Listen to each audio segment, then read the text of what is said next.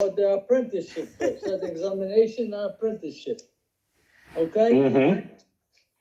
The fact was this, it was very competitive. You might be right talk English because of Don, right?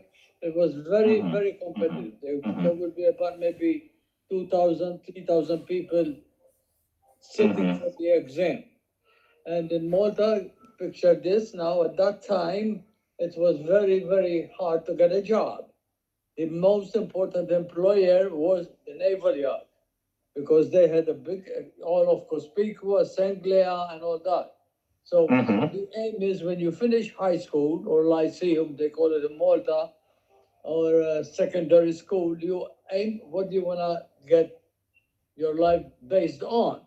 Now, if you think you go into a profession like a doctor or professor of schools, that's a different education. But when you go to prepare yourself for the examination, was very important that they used to hire every year. They'll have about the oldest amount of people, kids, sitting for the exam. Like I said, it was competitive, but they would hire, let's say, 300 people, 300 kids, 400 the biggest. And what did the exam consist of? Was it a written exam or? It was an exam of the studies were there, like high school studies, but again, then you got calculus, you got time and distance, equations, profit and loss. You have tremendous amount of algebra, mathematics, hydrostatics, calculus, geometry, very big thing on geometry. I loved it. And calculations, time and distance, weights. And then English, naturally, was a big, big failing subject and very little Maltese. But English was a must.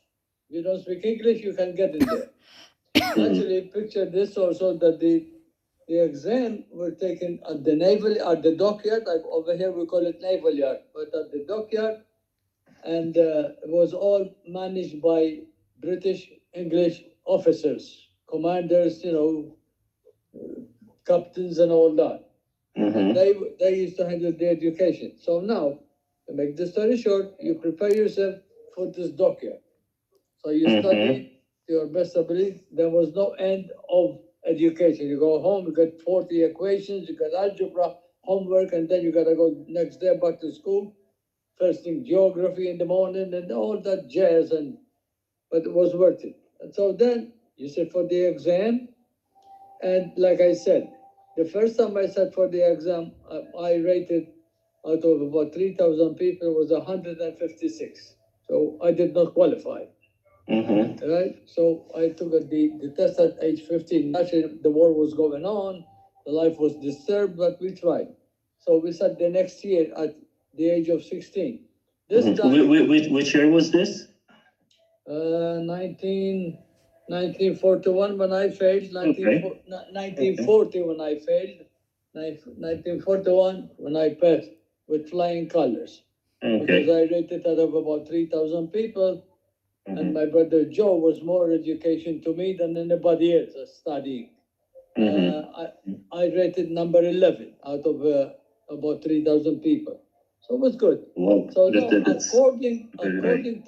according to your position in the accepted list, you have a choice of trades. Which one you're gonna go to?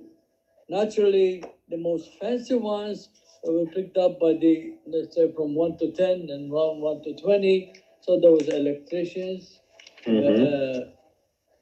draftsmen, joiners, the best trades. Naturally, that's the departments in the naval yard, in the dockyard, where the department MCD, SCED, MED, plumbing shop, joiner shop, painter. And when you take the department, let's say MCD, for example, which is mechanized,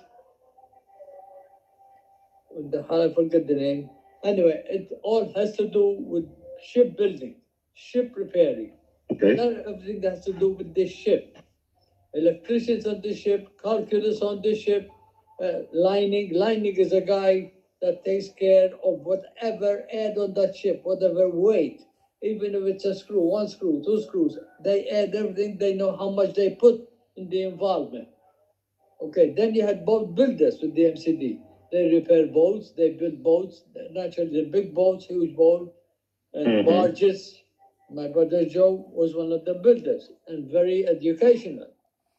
They had motors, they had wood bending, how to bend the wood with the heat, put it on pipes and all, heat the pipes, and then get the thing out and bend it to the shape to make the ribs of the boats, and my and Motis, and my are both ribs, the ribs of the boats all around the shape.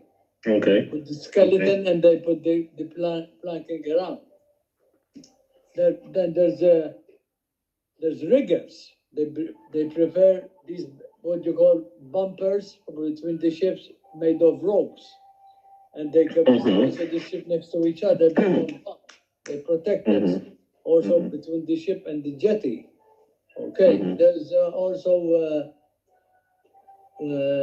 shipyard building joiners, all kind of joiners, cabinet makers, furniture makers, and regular construction makers, wood that consists with wood. They have ballast workers, the weight of the ship. They had welders. In other words, the MCD was almost the biggest department. They have pattern makers. The pattern maker was unbelievable. What you see with your eyes done with the pattern makers, they make molds out of wood, of whatever that to be, only in a negative matter. You get a propeller, you put negativity in there with the sand and all that, but they have to make the pattern out of wood first to put the wood inside there, and then they go with the thing down, and then when they pull the form off, they pour the brass or iron, whatever it is, and it becomes perfectly shaped. They were amazing. I used to go there and just enjoy myself, see that beautiful handmade work, unbelievable. Could you give us a bit of an idea of how the dockyard looked in terms of people? I mean, was it mostly Maltese people working there? Was it mostly British people in management? Who was teaching who? Well, it was both ways. Because it was, first of all, it was under an admiral. Admiral or Commodore was the head of the naval dockyard. Okay? Now, management in every department, you had mostly the higher up were British, of course, that's English. You know what I mean? British. And then they had leading men and chargemen and foremen, there were Maltese and English both. I had my share of that. Anyway. But let's go back to apprenticeship now. Let's go back to apprenticeship. Once you're admitted in the dockyard, right? Then it consists of, it depends what trade you have chosen. If it's, let's say, like I chose the stonemasonry because I like architecture, that's a 7 years apprenticeship. So you be actually master mason when you qualify. But you have the others like 4 years training on the shipyard or on a skilled apprentice. They were called. They didn't have the right to go to school, continue the education like we did. So when you pick up, let's say, talk about me. I picked up stonemasonry architecture. That then qualifies me for 4 years of education in college education of higher ups, for higher qualification to become a civil engineer or an architect with a diploma. However, that was a process of elimination. A lot of people, all the guys that admitted in that department to that exam will have entitled to go every 3 months. There's an elimination period. So you got to fight for education for 3 month segments, and 3 months, and 3 months, and 3 months. So if you manage to stay on, you pass all the time, not being eliminated. But mind you, let's say they accepted 200 people, right? At the end of the 4 years of that educational program for schooling, only 4 will survive. Out of that number, only 4 will qualify. and they are sent to England to finish their education up there for higher education. So I managed to last 3.5 years. But there was a Maltese. The teachers were all commanders, English commanders in the Navy. Okay. But one of them was Maltese. He was from Zaytoon. It was like an animal. It was business. But his way of teaching, he goes like this. Forgive my gestures. And this guy will go, suppose the sun is one now. There's a friction and pull over there, and the friction and pulls over there. They push against each other. Which one is the stronger? And then he picks up his nose, or he touches his behind, or he goes like this. And he knew his. Brother, excuse me, forgive me.